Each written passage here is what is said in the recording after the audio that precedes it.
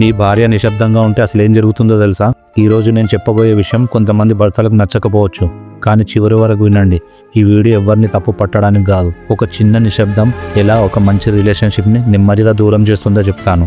భార్య కోపంగా ఉన్నప్పుడు తను అరుస్తుంది, గొడవ పడుతుంది, మాటి మాటికి ఏదో ఒకటి అంటూనే ఉంటుంది.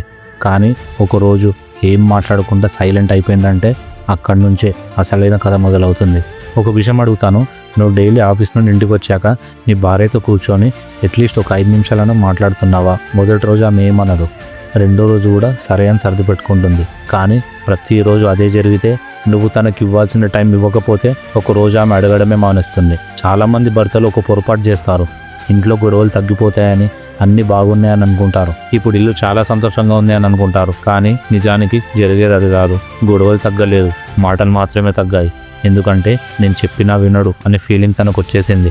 ఆ ఫీలింగ్ వచ్చిన రోజు నీ జీవితం చాలా ప్రమాదకరంగా మారుతుంది. కోపంగా ఉన్న మనిషి మాట్లాడతాడు, బాధలో ఉన్న మనిషి ఏడుస్తాడు, కానీ ఆశ వదిలేసిన మనిషి నిశ్శబ్దంగా ఉంటాడు.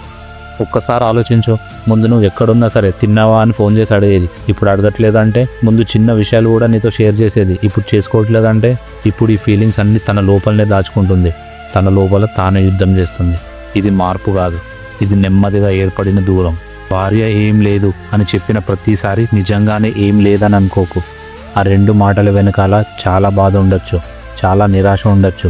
చాలాసార్లు ఆమెకు నీ డబ్బు అవసరం ఉండదు, ఖరీదైన గిఫ్ట్స్ కూడా అవసరం ఉండవు. కానీ ఒక 10 నిమిషాలు నేను నీకోసం ఉన్నాను, నువ్వు చెప్పేవన్నీ నేను వింటున్నాను అని చెప్పే మనిషి ఉంటే చాలు. ఇంతకన్నా వాళ్ళు ఇంకేం కోరుకోరు.